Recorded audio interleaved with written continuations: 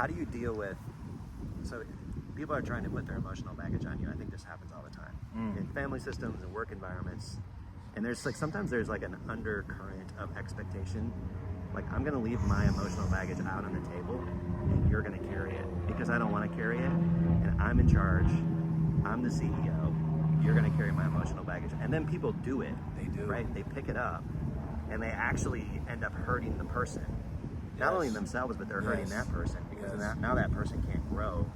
How do you say no to that? How do you say no to, I'm not going to carry your emotional baggage? Where do people get kind of that inner strength and know? I know that's a hard question. It is a hard question. question. I got to answer it too. For sure. Because that's a tough question. Yeah, but I think, where do you get it?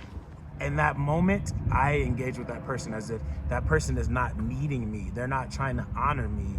They're dropping stuff and expecting me to pick it up. And so in my enoughness, I don't engage with that because whether it's intentional or not, I don't recognize that as actually valuing me.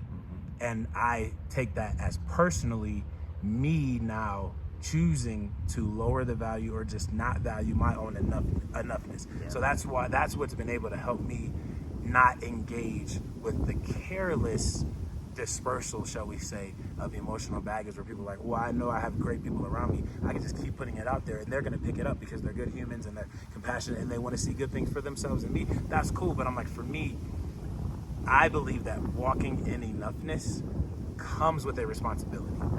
I think that when you believe that you're enough and you walk around this earth as enough and believing in oneness, you're not only taking responsibility to love yourself and be enough, but my responsibility is also I want to be ready and prepared when I do meet the next person that's trying to carry those burdens and they can't. And so for me, I think there's a sacrifice.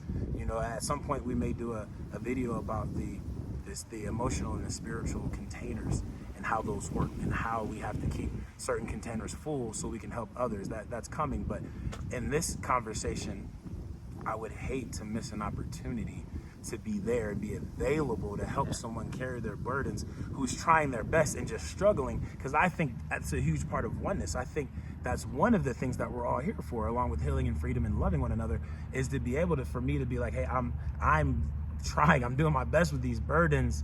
Can someone just help me with this one for a little while? And then John's available because he's not out here dishonoring his own oneness, picking up scraps from people who aren't even trying to handle their own stuff. They're actually trying to see if they can manipulate the next person. So that's how I view it. I think too, you have to, if you're a person who keeps attracting people dropping emotional baggage right in front of you, you got to pay attention to yourself. Then you got to take some responsibility. Man. And I'm not bagging on anybody. Yes.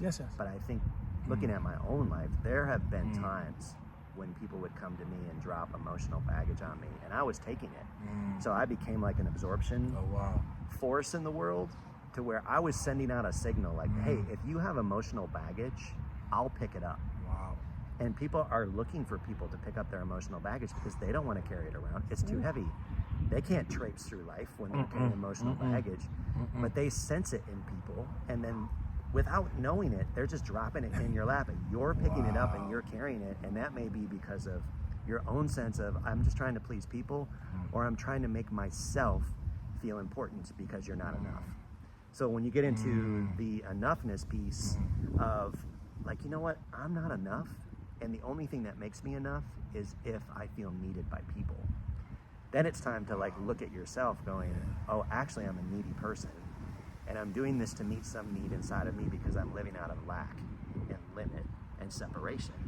And this is somehow supposed to heal me.